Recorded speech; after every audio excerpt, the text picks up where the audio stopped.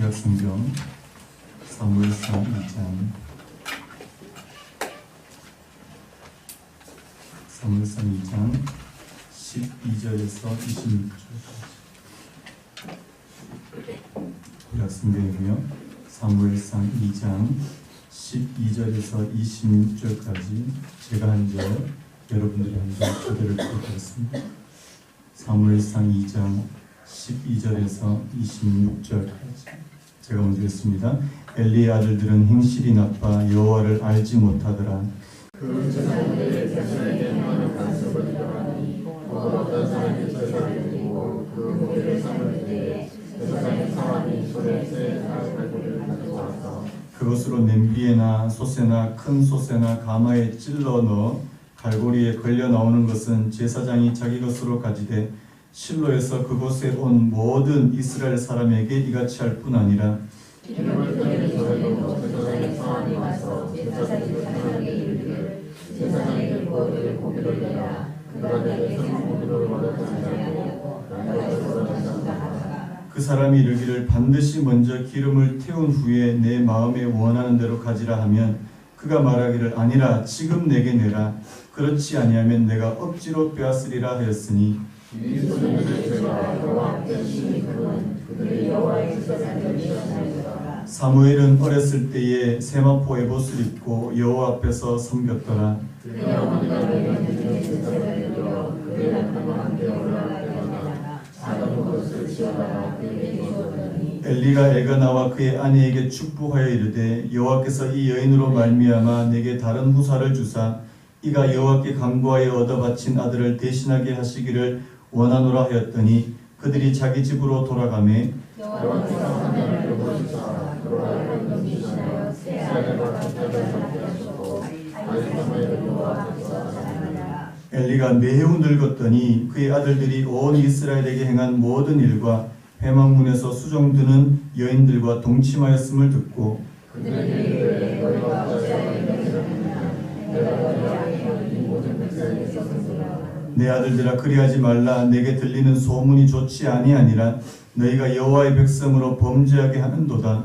사람이 사람을 보기로 하면 하나님이 심판하시려니와 만일 사람이 여호와께 범죄하면 누가 그를 위하여 간구하겠느냐 하되 그들이 자기 아버지 아들을 듣지 아니하시니 이는 여호와께서 그들을 죽이기로 쫓아가시더라. 다 같이요. 아이 사무엘이 점점 자라매 여호와가 사람들에게 은총을 더욱 받더라.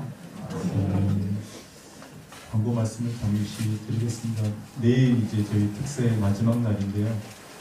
여러분들 일주일 동안 너무 수고하셨다는 그런 차원에서 내일 좀 간식을 준비하려고 합니다. 여러분들 기도하시고 지금 떡으로 해야 되나 지금 도넛을 해야 되나 지금 되게 고민하고 있는데요. 여러분들이 좋은 거 말씀해 주시면 그걸로 준비하겠습니다. 도넛과 커피 그리고 이제 떡하고는 뭐가 어울립니까? 식혜? 모르겠습니다. 하여튼 그래서 어느 쪽으로 할지 좀 의견 주시면 내일 우리 좀 해서 같이 좀 음식도 나누고 간식도 나누고 조금 교제하시다가 그렇게 가시면 좋을 것 같습니다.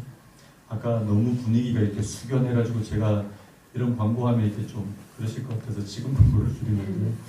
네. 그리고 오늘은 특송이 없죠. 내일 특송이 있습니까? 예, 내일 특송이 있답니다. 마지막 피날레를 우리 장식을 잘 해주시기 바랍니다. 자, 오늘 말씀의 제목을 한번 따라해 보실까요? 이스라엘의 희망이 있는가? 이스라엘의 희망이 있는가? 한번 더. 이스라엘의 희망이 있는가? 이스라엘의 희망이 있는가? 자, 우리 지금 계속해서 이 사무엘상 말씀을 생각해 보고 있지 않습니까? 이 사무엘상의 시대적인 배경이 사사시대라고 제가 말씀을 드렸잖아요. 이 사사시대는 이스라엘의 역사상 가장 영적으로 암울했던 그런 시대입니다. 이 시대를 딱 한마디로 규정하는 말씀이 그 사사기 21장 맨 마지막 절에 있는데요. 제가 한번 읽어볼까요? 그때에 이스라엘의 왕이 없으므로 사람이 각기 자기 소견에 옳은 대로 행하였더라. 이게 사사기 전체의 주제와도 같은 거예요. 그때 이스라엘의 왕이 없으므로 사람이 각기 소견에 자기 소견에 옳은 대로 행했다. 한마디로 말하면 뭡니까? 기준이 없는 사회. 기준이 없는, 자신이 원하는 거, 자기 생각이 곧 기준이 되는 시대가 바로 이 사사시대였다는 사실입니다. 이게 딱 우리가 지금 살고 있는 이 시대가 아닌가라는 생각을 해봤습니다. 왜냐하니까 제가 몇 년 전에 이런 얘기를 들은 적이 있어요. 태국에서 결혼식을 올렸는데 누가 결혼했냐니까 남자 3명이 동시에 같이 결혼하는 거예요. 이게 남자 3명이 부인하고 결혼한 게 아니고 남자 3명이 한 가정을 이루어서 결혼하는 걸 말씀하는 거예요. 그래서 이제 완전히 이제 막 난리가 났죠. 그래서 결혼 꼭 남자하고 여자하고 둘이서 해야 됩니까? 여러분, 야, 지금 무슨 소리냐? 그리고 꼭 결혼을 꼭 2명이서 해야 되냐고. 그리고 남자하고 꼭 여자하고 해야 되냐고. 이 벌써 이제 완전히 이제 이 결혼에 대한 기준 자체가 완전히 이제 무너져 버리는.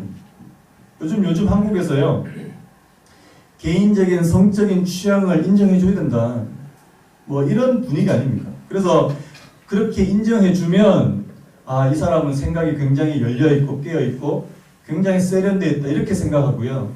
뭐 예를 들어서 동성애가 잘못된 거야. 그거는 순리를 거스르는 거야. 이렇게 말하면 앞뒤가 꽉꽉 막혀 있는 아주 막 그런 사람으로 이 생각하는 그런 것으로 비춰진다는 사실. 언젠가 신문을 보니까 미국에서 이제 이 동성애자들 커플한테 이제 이 결혼 케이크를 만들어주지 않겠다. 이제 이 빵집 사장님이에요. 그런데 이 동성애 커플이 와서 우리 결혼식 하는데 케이크 만들어주세요 했는데 거부를 해가지고 이제 고소를 당한 겁니다. 그래가지고 법정 싸움이 벌어졌는데 무려 4년 동안 법정 싸움이 벌어진 거예요. 근데 최근에 이 빵집 사장님이 이기셨대요. 무려 그것 때문에 4년 동안이나 법정에서 계속 싸웠다는 거예요. 이 뭘 말하는 거예요? 이 기준이 없어요. 무엇이 옳고 무엇이 그르냐의 그 기준이 절대적인 기준이 아니라 나한테 맞으면 내가 좋아하면 그게 기준이 돼버리는 그런 사회예요. 여러분, 인간은 가만히 내버려 두면요 이상한 길로 빠질 수밖에 없는 게 인간이에요. 여러분, 이사야서 53장 6절에 그런 말씀 있지 않습니까? 우리 같이 한번 읽어볼까요? 시작. 우리는 다 양 같아서 그릇 행하여 각기 제 길로 갔거늘 여호와께서는 우리 모두의 죄악을 그에게 담당시키셨도다. 자, 우리를 가리켜서 뭐라고 얘기합니까? 양 같대요. 자, 양은 어떤 사람이냐? 그릇 행하여 각기 제 길로 가는 게 그게 양이라는 거죠. 우리는 가만히 내버려 두면 그냥 각기 제 길로 갈 수밖에 없는 그런 양과 같은 존재. 자, 차이점이 뭐냐? 목자가 있는 양이 있고요. 목자가 없는 양이 있더라는 거죠. 여러분 목자가 있으세요? 여러분들은 삶에 명확한 기준이 있습니까?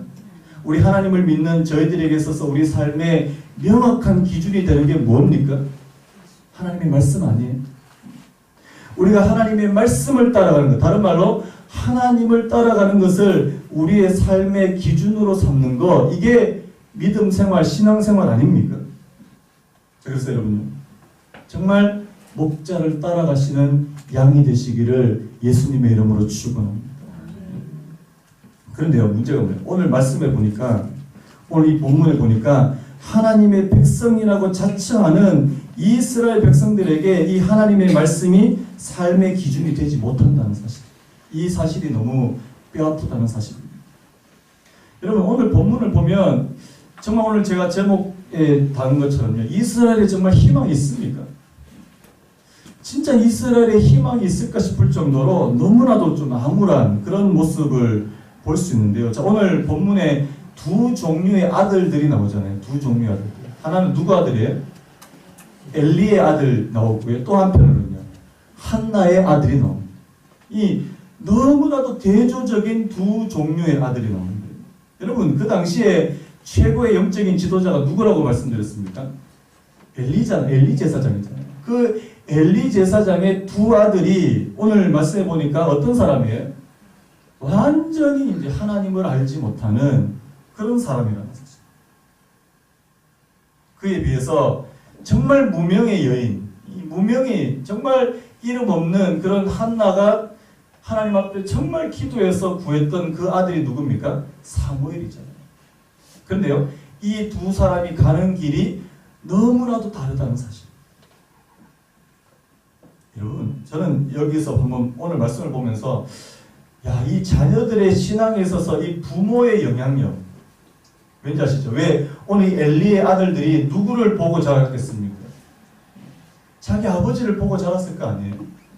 자기 아버지가 그 나라의 대제사장이고 사사고 최고의 지도자인데 그 아버지를 보고 자란 그 아들들의 모습이 완전히 이제 난장판인데 이 부모의 역할이 얼마나 이 중요한지 모른다는 사실. 특별히 이 자녀들의 이 영적인 삶에 있어서 이 부모의 역할은 너무나도 중요한 것 같아요. 그래서 여러분, 부모로서 저희들의 책임이 정말 막중한 것 같습니다. 자녀들은요, 우리의 말을 듣고 따라하지 않습니다. 여러분 그거 아시죠? 자녀들은 뭘 보고 따라하는 줄 아시죠? 우리가 하는 그대로 따라. 여러분들이 사시는 그대로 아마 자녀들 그대로 따라할 거예요.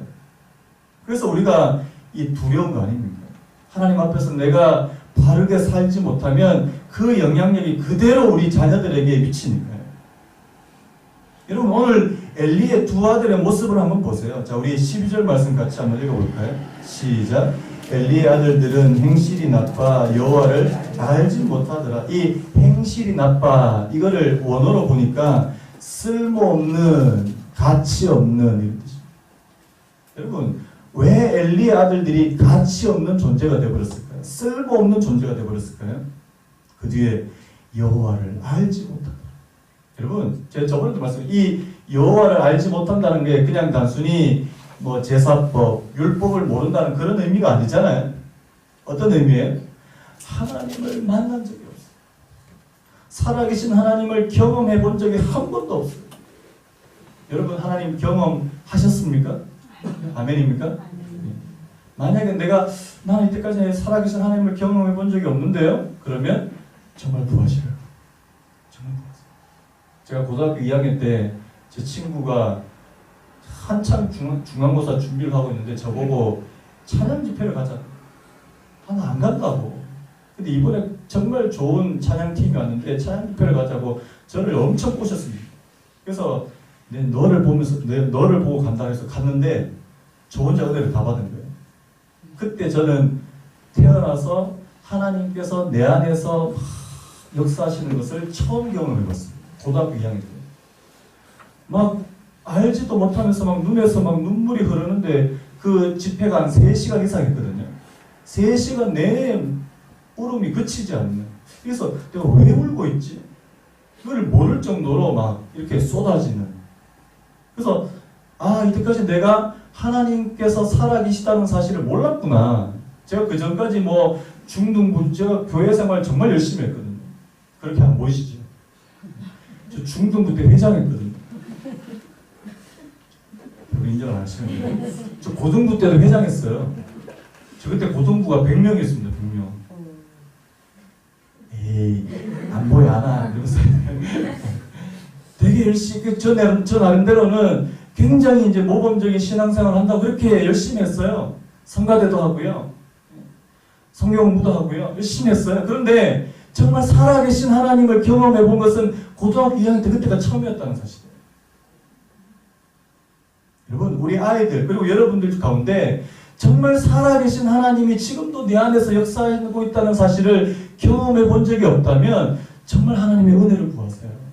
하나님, 내 안에 살아계심을 나도 알게 하옵소서. 나도 경험하게 하옵소서. 제가 어제 말씀드렸죠. 체험, 삶의 현장. 체험, 삶의 현장. 왜 내게는 이런 체험이 없을까? 여러분, 기독교는 체험의 종교거든요. 경험의 종교예요. 근데 오늘 여기 나오는 이 엘리의 두 아들, 하나님에 대해서 한 번도 경험해 본 적이 없는 사람. 여러분, 이런 사람이 지금 제사장의 위치에 있다. 오늘날로 말하면 하나님에 대해서 한 번도 경험도 없고 체험도 없는 사람이 앞에서 설교하고 있다. 목회를 하고 있다. 이거는 진짜 비참한 일 아니냐. 여러분, 우리 교회에 하나님의 역사가 좀 있는 것 같습니까? 저한테 그냥 잘 보이시기 위해서 그렇게 안 하셔도 되는데 제가 어제 사실 제가 노회를 가야 되는데 하나님께서 진짜 길을 막으셨어요. 제가 이번에 이제 노회에 이제 제가 어쩔 수 없이 가야 되는 일이 있었습니다. 제주도에 목사님이 김포공항으로 올라오셔가지고 저하고 같이 차를 타고 경기도 안성까지 내려가야 되는 그런 상황이었어요. 제가 안 됩니다 말을 차마 못해가지고요. 그래서 제가 어제 특세 아침에 마치자마자 기도 좀 하고 바로 김포공항으로 달려갔어요. 이 목사님을 태워서 이제 경기도 안성까지 가려고. 그런데요, 차가 시동이 안 걸리는 거예요. 제가 비상 깜빡이를 켜놓고 한 20분 동안 그냥 시동을 꺼놓은 상태로 있었어요. 저는 그게 방전될 거라고는 저는 꿈에도 생각을 못했는데, 그래서 시동이 안 걸리는 거예요. 그래서 저도 당황하고 그 목사님도 당황하고, 결국에 그 목사님 국철 타고 안성까지 내려가셨어요. 3시간 넘게 걸렸어요. 저 때문에 진짜 죄송한 표현으로 개고생을 하셨어요. 너무 죄송하다. 그런데 제가 그 일을 보면서 제가 뭘 느낀 줄 아십니까? 하나님께서 막으신다는 생각을 했어요. 물론 제 실수가 있는데 하나님께서 오늘 가지 말라고 하시나? 가지 말라고 하시나? 여러분, 하나님 저희들의 삶 가운데 개입하실 때가 있어요. 이제 아시면 아멘. 이상한데 분명히 이게 가야 되는 일인데, 그래서 결국에는요 그분만 가시고 저는 긴급 서비스 불러가지고 안 가고 다시 집으로 돌아오는, 왜 그렇게 하셨을까 라는 생각을 했습니다. 여러분, 진짜 우리가 하나님을 모르는 상태에서, 내가 하나님께서 일하시는 것을 전혀 모르는 상태에서 그렇게 목회를 한다, 이 진짜 좀 비참한 일이라는 생각을 했습니다. 어제 그래서 그 소식을 들은 제하고 제일 친한 목사님이 저한테 전화가 온 거예요. 왜 안 왔냐? 여차여차해서 이렇게 됐습니다. 제가 특세한다는 얘기 했습니다. 그 목사님 하는 말이 그거예요. 개척교회에서 무슨 특세를 하냐? 사람 모이냐? 오늘 엄청 모이시네. 개척교회에서 무슨 특세를 하냐고. 그래서 저 속으로 지금 사서 고생을 하고 있는 건가? 여러분, 제가 지금 사서 고생하고 있는 겁니다. 여러분, 그래서 이렇게 하나님, 이 새벽에 하나님의 은혜를 구하시고 이렇게 모여 있는데 제가 이거 특세를 안 할 수 있겠냐 이 말이에요. 그래서 제가 이제부터 이 특세를 정례화해야 되겠다. 봄에 한번, 가을에 한번. 여러분, 얼굴이 갑자기 노래지신 것 같은데 뭔 얘기가 되겠는데. 여러분, 오늘 이 엘리 아들들의 문제점이 뭐예요? 하나님이 살아계시다는 사실을 모른다는 사실. 자, 그래서 두 가지 문제점, 오늘 본문에 나오는 이 두 가지 문제점을 좀 살펴보려고 하는데요. 하나님을 모르니까 어떤 일이 벌어집니까? 17절 말씀 보니까 여호와의 제사를 멸시하게. 자, 이게 첫 번째는 바로 영적인 타락을 말씀합니다. 영적인 타락. 여러분, 하나님이 일하시고 하나님이 살아계신 것을 모르니까 하나님에 대한 어떤 경외심, 두려움 없습니다. 그러니까 어떻습니까? 제사를 멸시. 이거 제사가 뭐냐? 그냥 와서 그냥 동물 잡아서 그냥 태우고 그거 아니냐? 여러분, 예배가 그냥 하나님 앞에 와서 그냥 같이 모여서 노래 몇 번 부르고 이게 설교 가지고 잠깐 이야기하고 그게 다예요? 그게 다면은 여러분들이 여기 계실 이유가 없죠. 그렇지 않습니까? 오늘 이 엘리 아들들에게 있어서 제사는 그냥 동물 잡아서 그냥 고기 나누고 고기 좀 태우고 그게 그들에게 전부였다는 사실이에요. 자, 그러니까 어떤 일이 벌어집니까? 하나님 앞에 드려야 될 제물을 자기가 가로채버려요. 자, 우리 13절, 14절 같이 한번 읽어봤으면 좋겠는데, 같이 읽습니다. 시작. 그 제사장들이 백성에게 행하는 반습은 이러하니 곧 어떤 사람이 제사를 드리고 그 고기를 삶을 때에 제사장의 사환이 손에 3살 갈고리를 가지고 와서 그것으로 냄비에나 솥에나 큰 솥에나 가마를 찔러 넣어 갈고리에 걸려 나오는 것은 제사장이 자기 것으로 가지되 실로에서 그곳에 온 모든 이스라엘 사람에게 이같이 할 뿐 아니라. 자, 여기서 특히 눈에 들어오는 표현이 3살 갈고리 그리고 4종류의 그릇이에요. 냄비, 솥, 큰 솥, 가마. 여러분 이 영적인 타락이 지금 무엇과 연결되냐니까 이 제사장들의 탐욕과 연결됩니다. 탐욕. 원래 이 제사는 이렇게 드리는 게 아니거든요. 여러분 율법에서는 제사장에게 돌아갈 몫을 따로 정해놨습니다.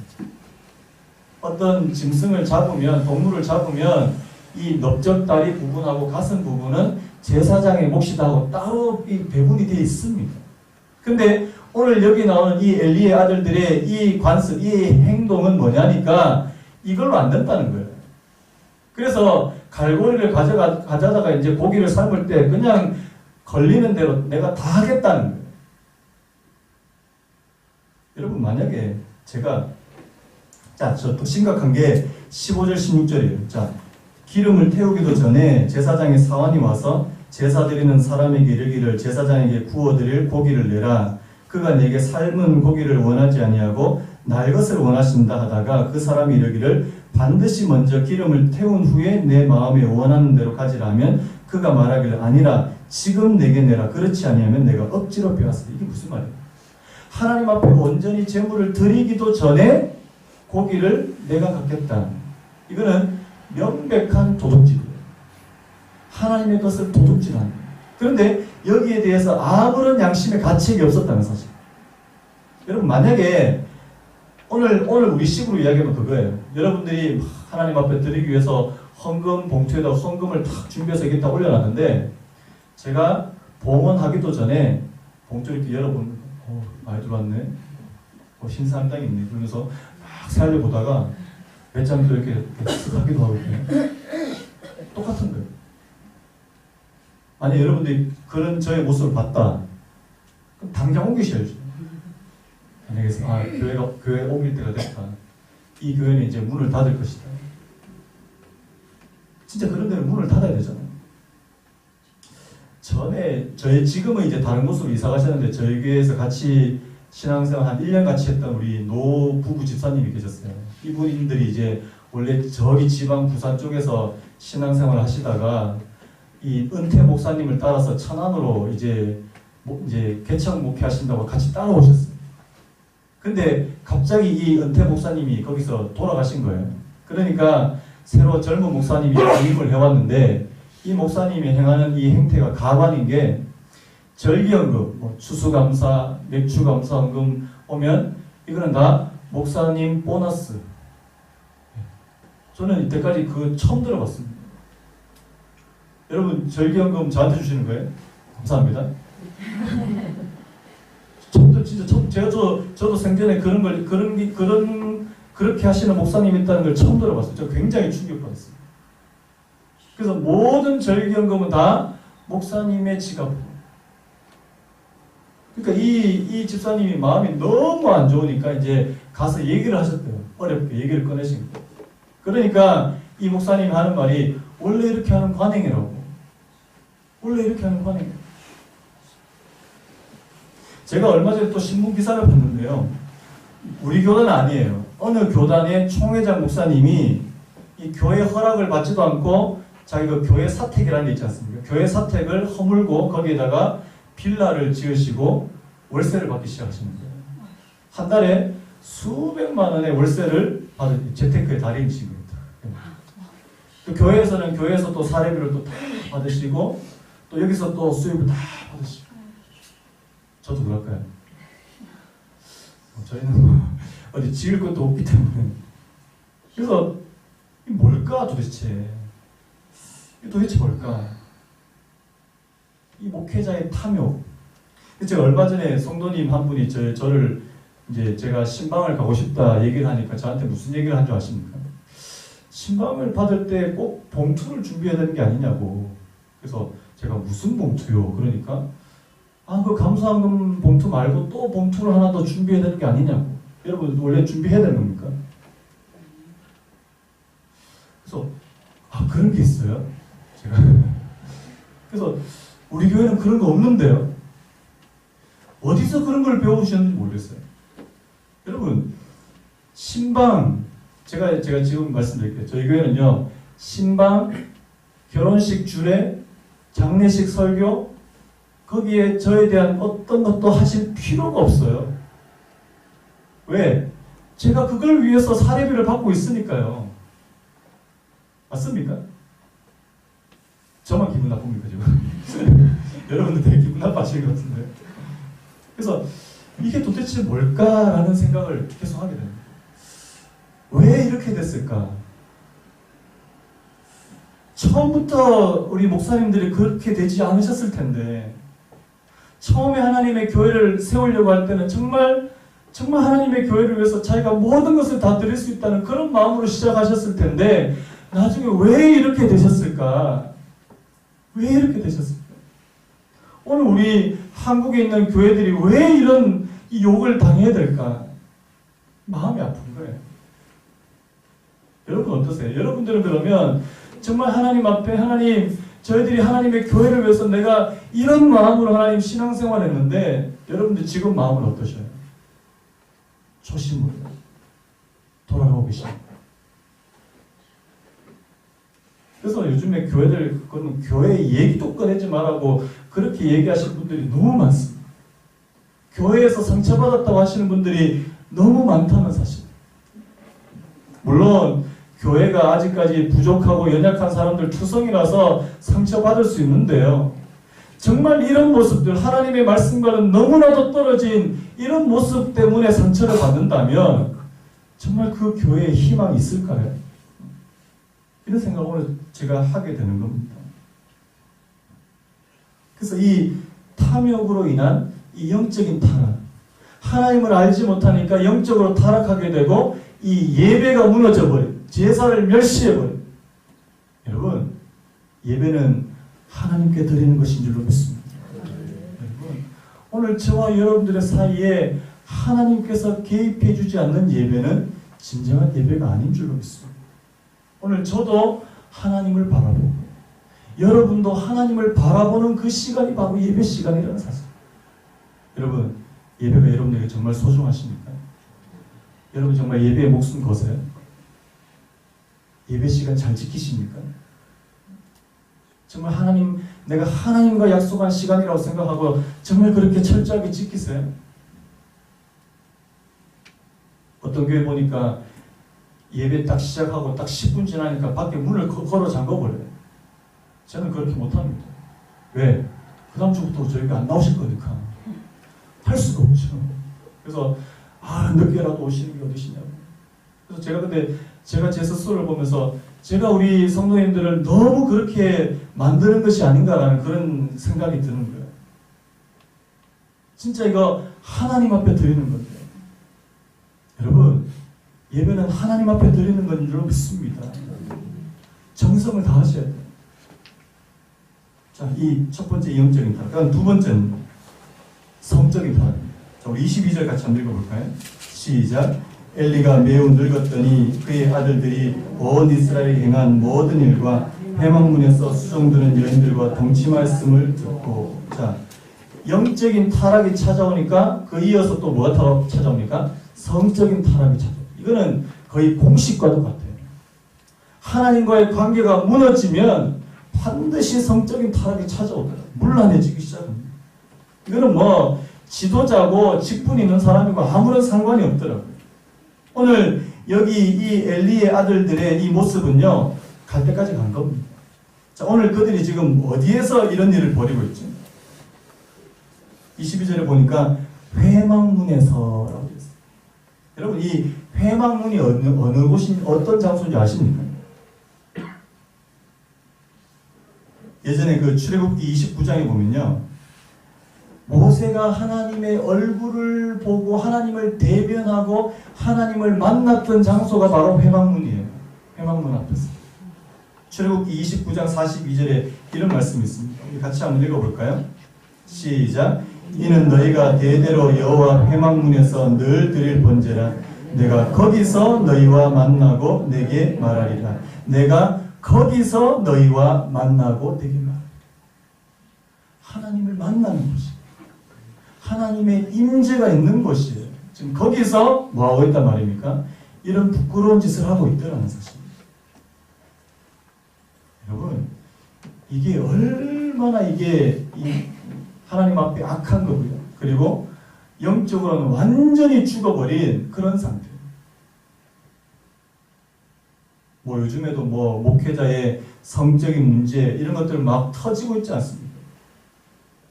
얼마 전에 미투 운동에 관한 그것과 비슷하게 처치투 운동 그러면서 또 생겼다고. 교회에서도 당했다. 뭐 이런 의미로 쓰이는 사실. 제가 그걸 보면서 기가 막힙니다. 여러분, 이스라엘에 희망이 있습니까? 오늘 이 엘리의 두 아들들을 보면 이스라엘은 절망이에요. 이스라엘은 온통 암흑천지. 하나도 볼 게 없어요. 근데 문제는 그런데요. 하나님의 반전을 먼저 하십니까? 사무엘을 준비하고 계신다는 사실. 저는 여기서 하나님의 일하심이 참 놀랍다. 진짜 놀랍다. 이렇게 어둡고 이렇게 타락한 그 이스라엘에 하나님께서는 정말 순하고 순수한 사무엘을 준비하고 계시다는 사실. 오늘 18절 말씀 볼까요? 사무엘은 어렸을 때에 세마포 에봇을 입고 여호와 앞에 섭니다. 21절이에요. 여호와께서 한나를 돌보시사 그로 하여금 임신하여 세 아들과 두 딸을 낳게 하셨고 아이 사무엘은 여호와 앞에서 자랍니다. 26절에도요. 아이 사무엘이 점점 자라매 여호와와 사람들에게 은총을 더욱 받더라. 뭘 강조하고 있습니까? 사무엘이 어디서 누구 앞에서 자랐다고요? 여호와 앞에서 자랐다. 여러분, 진짜 그 깜깜하고 어둡고 암흑투성 하나님을 알지 못하고 자행자지 자기 멋대로 살아가는 그 엘리의 아들들이 있는 그곳에서 하나님께서는 정말 하나님 앞에서 자라나는 어린 순같이 하나님을 의식하는 사무엘을 키우고 계시다는 사실. 여러분, 여기에 희망이 있다는 사실. 오늘날 교회에 희망이 있습니까? 아까 제가 말씀드렸던 그런 문제를 보면 교회에 희망이 없는 것 같아요. 그런데 하나님께서 사무엘과 같은 그런 작은 교회들을 지금도 키우고 계신다면 거기에 희망이 있지 않을까요? 여러분들의 가정을 볼 때 우리 가정은 희망이 없어 보여요. 그런데 여러분들의 가정 안에 사무엘이 만약에 자라고 있다면 여러분들의 가정은 희망이 있는 줄로 믿습니다. 저는 그렇게 생각합니다. 오늘 여기서 하시는 말씀, 바로 하나님 앞에서 사는 사람. 여러분, 오늘 이 사무엘의 이 여호와 앞에서라는 이 표현은 어떤 표현입니까? 바로 신전의식을 가지고. 여러분, 그 코람데오라는 말 잘 아시죠? 코람데오가 무슨 뜻이에요? 내가 하나님 앞에서. 우리가 잘 아는 요셉. 하나님 앞에서 하면은 딱 떠오르는 인물이 누구예요? 요셉이었어요. 요셉이 이상한 아줌마가 막 요셉 보고 같이 동침하자. 유혹이 찾아왔어요. 창세기 39장 9절에 이런 말씀이죠. 자, 요셉이 뭐라고 고백합니까? 자, 우리 같이 한번 읽어볼까요? 시작. 이 집에는 나보다 큰 이가 없으며 주인이 아무것도 내게 금하지 아니하였어도 금한 것은 당신뿐이니 당신은 그의 아내임이라. 그런즉 내가 어찌 이 큰 악을 행하여 하나님께 죄를 지으리까. 여기서 중요한 거는요, 내가 어찌 이 큰 악을 행하여 하나님께 죄를 지으리까. 여기서 만약에 하나님께를 빼고요, 내가 어찌 이 큰 악을 행하여 주인께, 내 주인께 죄를 지으리까. 이렇게 말했으면 아마 요셉은 유혹에 금방 넘어갔을 거예요. 왜요? 주인이 안 볼 때 하면 되니까. 그런데 오늘 요셉은 누구 앞에서 사는 사람이에요? 하나님 앞에서 사는 사람. 여러분, 축복합니다. 여호와 앞에서, 하나님 앞에서 사시는 은혜입니다. 하나님 앞에서. 내가 하나님 앞에 있기 때문에 내 행동을 더 조심하게 되고요. 내가 하나님 앞에 있기 때문에 내가 어긋난 길로 가지 않으려고 하고요. 내가 잘못된 길로 가려고 하는 유혹을 받다가도 내가 하나님 앞에 다시 돌아올 수밖에 없는, 오늘 이게 바로 사무엘이고 이게 바로 요셉의 모습이었다는 사실. 여러분, 엘리의 두 아들을 볼 때는 절망. 그런데요, 사무엘을 볼 때는 희망. 요셉을 볼 때는 희망. 여러분, 요즘 여러분들 가운데 절망 가운데 있는 분들이 있다면 여러분, 이 사무엘과 같은 희망을 구하시기 바랍니다. 이 사무엘은요, 여러분들 제가 여러분들에게 맞게 적용한다면요, 하나님, 내 안에 살아계시는 하나님 믿음, 내 안에서 꿈틀꿈틀거리는 새로운 믿음, 이게 사무엘이에요. 여러분들 안에 사무엘이 있으면요, 사무엘이 내 안에서 꿈틀꿈틀 자라고 있어요. 희망이 있습니다. 내가 이때까지 내 삶을 볼 때, 니는 안 돼, 니는 이제 별로 나아지는 게 없어. 아니요, 내 안에 하나님께서 새로운 사무엘을 키우시고 내 안에 새로운 사무엘이 꿈틀꿈틀거리면요, 희망이 있어요. 내 안에 여호와 앞에서 내가 살리라, 내가 신정의식을 가지고 살리라 하는 그런 마음이 여러분들 안에서 꿈틀꿈틀 자라나기 시작하면요, 여러분들에게도 희망이 있는 줄로 믿습니다. 우리 교회에 희망이 있습니까? 예. 하나님, 우리가 하나님을 정말 바라고 하나님의 은혜를 구하고자 하는 우리 성도님들이 계시면요, 그런 사무엘 같은 성도님이 계시면요, 우리 교회에 희망이 있는 줄로 믿습니다. 절망 아니에요. 한국교회 망했다, 한국교회 이대로 가면 끝이다, 저는 그렇게 생각하지 않습니다. 아무리 어둡고 힘들고 사람들로부터 욕을 먹어도 이런 사무엘과 같은 사람들이 자라나는 곳, 그런 교회가 있다면 저는 그 교회는 희망이 있다고 생각해요. 여러분, 오늘 저와 여러분들이 사무엘이 되시고, 누구 앞에서요? 내가 여호와 앞에서. 그리고 또 한 가지 적용, 여러분들의 자녀가 사무엘이 되시기 바랍니다. 하나님, 우리 아이들이 하나님 앞에서 자라나는 자녀들 되기를. 공부 잘하는 자녀도 좋아요. 외모가 출중한 자녀도 좋은데요, 그것보다 더 중요한 게 뭘까요? 하나님 앞에서 자라나는 자녀가 되고 싶어요. 하나님 앞에서. 그래서 다른 애들보다 조금 외모도 좀 떨어지고, 어제도 제가 그런 말씀드렸는데, 공부는 못해도 좋은데 얼굴 못생기면 용서가 안 된다, 이렇게 말씀 안 해줬었으면 좋겠어요. 조금 안 돼도 하나님, 이 아이들이 진짜 하나님 앞에서 자라나는 하나님의 자녀가 되겠다. 이번 특세 기간에 특별히 우리 자녀들에 대한 기도가 저도 참 많이 나오는데요, 여러분들, 오늘 저와 여러분들이 여러분들의 자녀들을 위해서, 하나님, 내가 하나님 앞에서 정말 여호와 앞에서 사는 그런 부모가 되고요, 하나님, 우리 자녀들이 정말 사무엘처럼 여호와 앞에서 자라나는, 자, 그래서 오늘 26절에 보니까 어떻습니까? 아이 사무엘이 점점 자라매 여호와와 사람들에게 은총을 더욱 받더라. 저는 우리 아이들을 놓고 항상 축복할 때 이런 기도를 합니다. 하나님, 우리 두 아이가 하나님과 사람 앞에서 은총과 귀중히 여김을 받는 그런 자녀들이 되게 해 주옵소서. 여러분도 그렇게 기도하세요. 그래서 이 아이들이 자라면 자랄수록 하나님께서 더 사랑해 주시고, 또 주변의 사람들이 그를 더 사랑해주고 인정해주는 그런 자녀, 이 사무엘과 같은 자녀. 그러면 여러분들의 가정은 희망이 있는 줄로 믿습니다. 오늘 아까 불렀던 우리 찬양 있잖아요.